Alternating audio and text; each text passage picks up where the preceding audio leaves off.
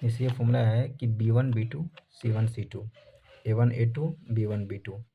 इस टाइप से B1 को क्रॉस मल्टीप्लाई करेंगे C1 से C2 से और B2 को C1 से। इस टाइप से C1 को A2 से और C2 को A1 से, A1 को B2 से और A2 को B1 से। ठीक, अब जब x का फॉर्मूला लिखेंगे x बटे बक बक माइनस, मतलब कि B1 को C2 से मल्टीप्लाई करेंगे B1 C2 और फिर इसमें हो जाएगा B2 C1 y बटे लिखेंगे का माइनस का, तो C1 A2 minus C2 A1 है ना।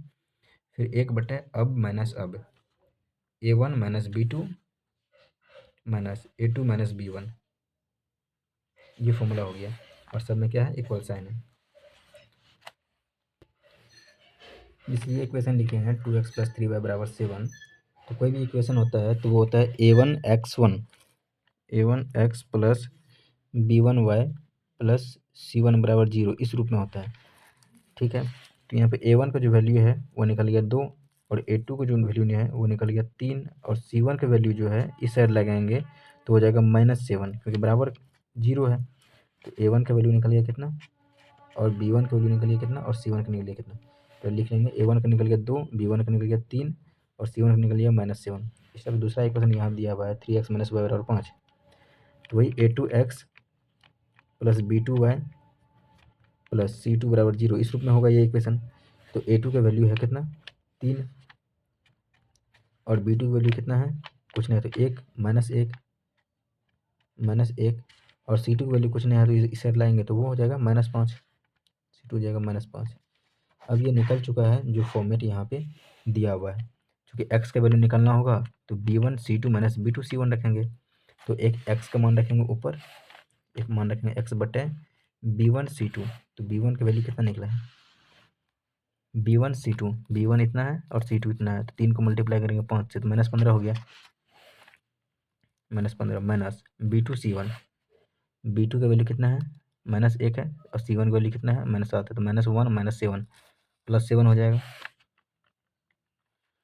अब x का निकलना है तो एक x वाला वैल्यू रखेंगे और एक रखेंगे 1 वाला वैल्यू, ये वाला।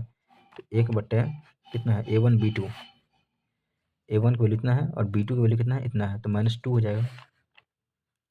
और फिर माइनस है, फिर A2 B1, A2 इतना है और B1 कितना है इतना है, तो A2 B1 3 × 3 -9, तो हो जाएगा x बटे, ये दोनों को करेंगे तो कितना हो जाएगा -22 बराबर हो जाएगा 1 बटे -11 काटेंगे तो ये 2 टाइम में कट जाएगा और x 2 चला जाएगा यहाँ पे, तो x का वैल्यू निकल जाएगा कितना 2, x का मान निकल गया 2।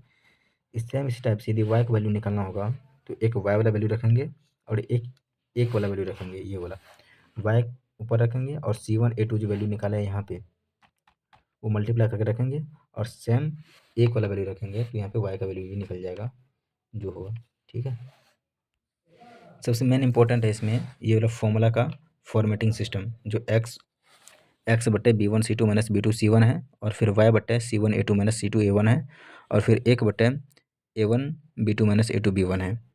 यदि ये याद रहा तो ठीक है, नहीं तो ऐसे याद रखना है x बटे बक माइनस बक मतलब B1 C2 minus B2 C1 बराबर y बटे का माइनस का मतलब C1 A2 minus C2 A1 बराबर 1 बटे अब माइनस अब मतलब A1 B2 minus A2 B1। फिर वहाँ से कोई भी इक्वेशन जो होता है वह A1 x1 प्लस